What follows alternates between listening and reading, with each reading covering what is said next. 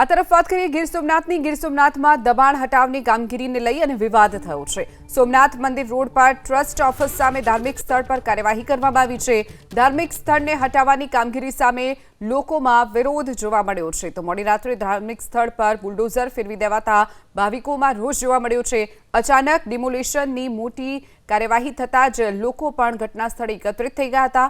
પ્રશાસનની કામગીરી સામે લોકોમાં આક્રોશ જોવા મળ્યો। તો ઘટનાને લઈ સમગ્ર વિસ્તારમાં પોલીસનો બંદોબસ્ત પણ ગોઠવી દેવામાં આવ્યો છે। વધુ વિગતો સાથે સંવાદદાતા અર્જુન વાડા આપણી સાથે ફોન લાઈન પર છે। અર્જુન, ગીર સોમનાથમાં ડિમોલિશનની કાર્યવાહી ચાલી રહી છે, લોકોમાં રોષ છે, શું વિગતો? ચોક્કસથી વાત કરવામાં આવે તો ગીર સોમનાથમાં ખાસ કરીને જે સોમનાથ વિસ્તારમાં અત્યારે ડિમોલેશનની કામગીરી છે તે ચાલી રહી છે।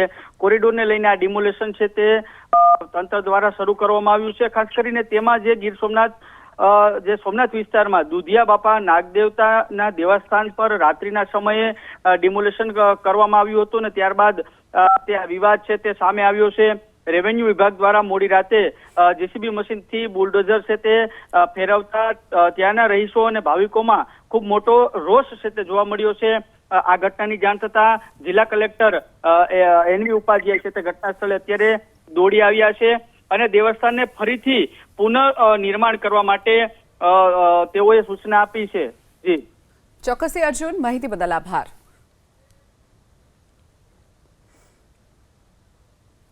એનું ડિમોલેશન કરવામાં આવ્યું છે, કોના દ્વારા, ક્યારે, શું કાર્ય હોય છે, આખી વાત કરો। અત્યારે દુધિયા બાપાની ડેરી આવેલી છે સોમનાથ બુકિંગ ઓફિસની સામે, અને કાલે રાતના ત્યાં ડિમોલેશન કરવામાં આવ્યું। કોના દ્વારા?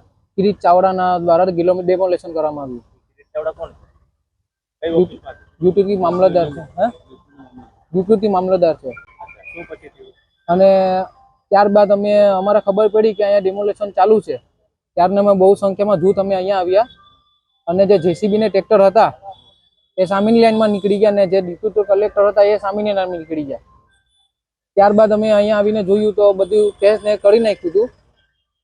પછી બધીને અત્યારે જે કલેક્ટર સાહેબ આવ્યા હતા એને ઉપાધ્યાય સાહેબ આવ્યા હતા કે અમારા સ્ટાફની ભૂલ છે એટલે અત્યારે સરખું કરીને દઈ દેશું એમ। ને આ વર્ષો જૂની બહુ પ્રાચીન જગ્યા છે, બહુ વર્ષો જૂની જગ્યા છે। કલેક્ટર સાહેબે શું કીધું? દર્શન કર્યા પછી કલેક્ટરે અંદર આવીને દર્શન કર્યા કે હું બાપાને માનું છું ને અમારા સ્ટાફની ભૂલ છે, એ બદલ હું તમારી માફી માંગુ છું અને હું અત્યારે સરખું કરાવીને દઈશ તમને।